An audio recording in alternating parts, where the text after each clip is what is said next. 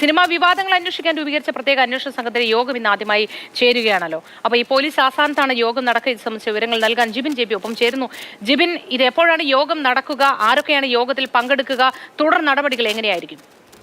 Moti, Hema committee report പുറത്തു വന്നതിന് പിന്നാലെയുള്ള ആരോപണങ്ങൾ പഠിക്കുന്നതിന് വേണ്ടിയിട്ടാണ് സർക്കാർ ഒരു പ്രത്യേക അന്വേഷണ സംഘത്തെ രൂപീകരിച്ചത്.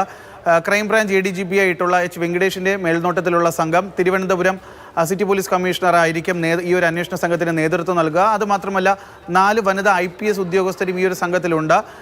ഏറ്റവും ഒടുവിൽ, അതായത് ഈ ഒരു അന്വേഷണ സംഘത്തിന്റെ ആദ്യ യോഗം ചേരുന്നത് ഇന്നാണ്. ഇന്ന് ക്രൈംബ്രാഞ്ച് ആസ്ഥാനത്ത് 10 മണിയോട് കൂടിയായിരിക്കും ഈ ഒരു യോഗം ഉണ്ടാവുക. ഏത് രീതിയിലായിരിക്കും, ഏത് ദിശയിലായിരിക്കും ഈ ഒരു അന്വേഷണം മുന്നോട്ട് കൊണ്ടുപോവുക എന്നുള്ള കാര്യത്തിൽ തീരുമാനമെടുക്കുന്നതിന് വേണ്ടിയിട്ടാണ് ഇന്ന് യോഗം ചേരുക എന്നാണ് നമുക്ക് ലഭിക്കുന്ന വിവരം.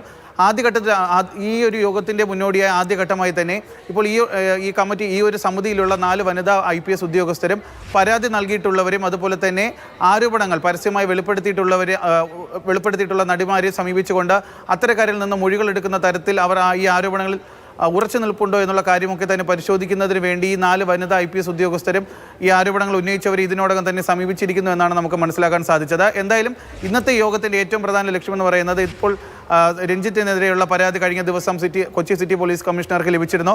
ഈ ഒരു പരാതിയും കൂടി ഇപ്പോൾ അന്വേഷണ സംഘത്തിന് കൈമാറുമെന്നാണ് നമുക്ക് അറിയാൻ സാധിക്കുന്നത്. അതുകൊണ്ട് തന്നെയാണ് ഇതുവരെ ലഭിച്ച ഈ പരാതികളുടെ മേലും അതുപോലെ പരസ്യ പ്രതികരണങ്ങൾ നടത്തി പരസ്യ വെളിപ്പെടുത്തൽ നടത്തിയ നടികളെ സമീപിച്ചുകൊണ്ട് അവരുടെ ഭാഗത്തു നിന്നുള്ള കാര്യങ്ങൾ കേൾപ്പിച്ചുകൊണ്ട് എങ്ങനെയായിരിക്കണം ഈ ഒരു അന്വേഷണം മുന്നോട്ട് കൊണ്ടുപോകുന്നുള്ള ഒരു കാര്യങ്ങൾ തീരുമാനിക്കുന്നതിനാണ് ഇന്ന് 10 മണിയോട് കൂടി ക്രൈംബ്രാഞ്ച് ആസ്ഥാനത്ത് ഈ ഒരു യോഗം കൂടുന്നതെന്നാണ് നമുക്ക് മനസ്സിലാക്കാൻ സാധിക്കുന്നത്. ഈ ഒരു യോഗത്തിന് ശേഷമായിരിക്കും ഏത് തരത്തിലുള്ള നടപടികളാണ്, ആരെയൊക്കെ ചോദ്യം ചെയ്യണം, അത് മാത്രമല്ല ഒരു അന്വേഷണ സംഘത്തിന്റെ ആദ്യ യോഗമാണെന്ന് തിരുവനന്തപുരത്ത് പോലീസ് ആസ്ഥാനത്ത് വെച്ച് നടക്കുന്നത്. ഈ യോഗം ചേർന്നതിന് ശേഷമായിരിക്കും തുടർ നടപടികൾ എങ്ങനെ വേണം എന്ന് ആലോചിക്കുക.